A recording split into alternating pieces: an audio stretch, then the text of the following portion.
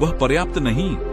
तब राजा ने उसके मना करने को स्वीकार नहीं किया। वह उससे और अधिक अनुनय विनय पूर्वक प्रार्थना करने लगा और वह कामना करने लगा कि वह उसे दया और रहम को दिखाए।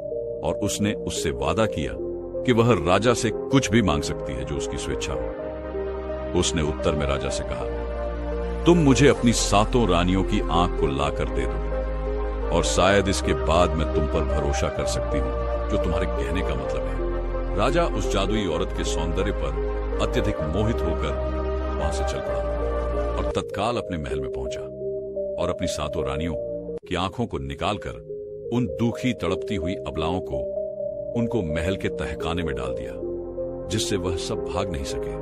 और उन आंखों को लेकर वह दोबारा अकेला उस औरत के पास गया जिसने उन भयानक प्रस्ताव की कामना आंखों की मांग की थी। उस बदसूरत झोपड़े के पास जो संकीर्ण घाटियों के मध्य में था, जब राजा उसके पास आंखों को लेकर पहुंचा, तब वह सफेद हिरनी केवल बहुत तेज से क्रूरता के साथ हंसी उन 14 आंखों को देखकर और उन सभी आंखों को एक तागे में पिरो दिया, एक हार की तरह से, और उसको अपनी वृद्धा मां के गले में डालकर अपनी मां से कहा कि इसको हमेशा गले में पहनकर रखना जब तक मैं तुमसे दूर राजा के महल में रहूंगा। इसके साथ वह राजा के साथ अपने जादू के प्रभाव के कारण उसकी पत्नी बन गई और राजा ने अपनी 7 रानियों के सारे बहुमूल्य सुंदर बेशकीमती आभूषण और सभी कपड़ों को उसे दे दिया, जिसको 7 रानियां पहना करती थी, और उनका महल रहने के लिए दे दिया।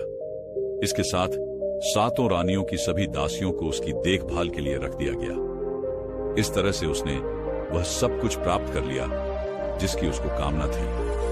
अब इसके बाद बहुत जल्दी ही 7 कुंठित, लाचार, बेसहारा, असहाय रानियां जिनकी आंखों को निकाल लिया गया था, उसके पति राजा के द्वारा और उन सबको कैद में डाल दिया गया था। उनमें सबसे बड़ी रानी से एक बच्चे जन्म ने लिया।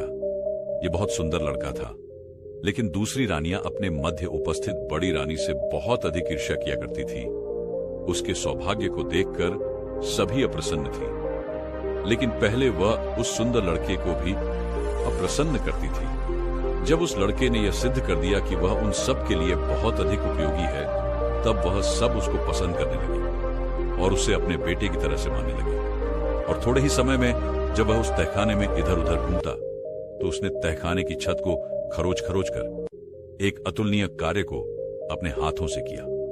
पहले एक छोटा सा छिद्र बनाया, फिर उसको बड़ा बनाकर उसमें से घिसट घिसट कर रेंगता हुआ बाहर निकल गया। कुछ घंटों तक गायब रहा और वापस आया तो अपने साथ कुछ मिष्टान और खाने पीने का सामान लाया, जिसको समान रूप से बांटकर उसने अपनी सभी 7 अंधी रानी माताओं को दिया। जैसे ही वह बड़ा हुआ, उसने उस दीवार के सुराख को और बड़ा बना लिया और वह उस सुराख से हर रोज दिन में 2-3 बार बाहर जाता और आता था और वहां बाहर छोटे बच्चों के साथ खेलता था। सारे दूसरे बच्चे उसको छोटू छोटू कहकर बुलाते थे और उसमें से कोई नहीं जानता था कि ये छोटा बच्चा कौन है, लेकिन हर आदमी उसको पसंद करता था।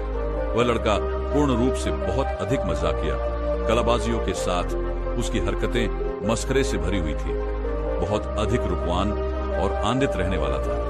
वह निश्चिंत था कि उसे इनाम में बिस्कुट और मुट्ठी भर भुने हुए अनाज जरूर मिलेंगे, अथवा कुछ मिठाइयां या भोजन की सामग्री।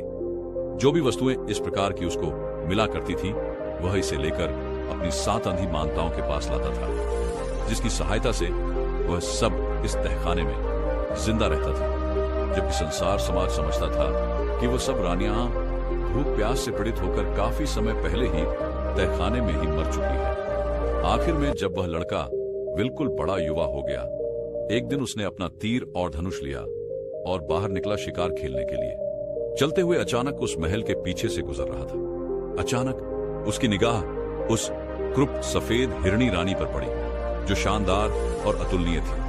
उसने देखा कि कुछ सफेद कबूतर महल के संगमरमर द्वारा निर्मित बुर्ज के आसपास उड़ रहे थे और उसने वहीं से अपने तीर धनुष से निशाना साधकर एक सफेद कबूतर को मार दिया। वह कबूतर हवा में चक्कर खाता हुआ उस रानी के करीब खिड़की के पास आकर गिर गया, जहां पर सफेद रानी बैठी हुई थी। वह अपने स्थान से खड़ी यह देखने के लिए कि यह कबूतर कैसे मर गया, और उसने बाहर खिड़की से देखा और पहली ही दृष्टि में उसने उस सुंदर लड़के की झलक को देखा जो अपने हाथों में तीर धनुष लेकर खड़ा था। उसने अपने जादू की शक्ति से जान लिया कि यह लड़का राजा का है। इसके बाद उसने तय किया कि उसको नष्ट करना है बिना किसी देरी के। इसलिए उसने अपने नौकरों को भेज उस लड़के को उसके सामने लाया गया और उसने कहा, उस लड़के से कहा कि जिस कबूतर को उसने अभी मारा है वह उसे बेचेगा।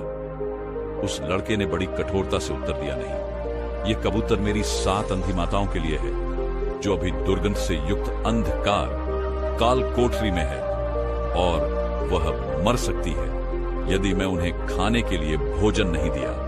धूर्त सफेद रानी ने क्रोध से चिल्लाते हुए कहा, दुष्ट आत्मा, क्या तुम उनकी आंखों को पुनः लाकर उन्हें नहीं देना चाहेगा?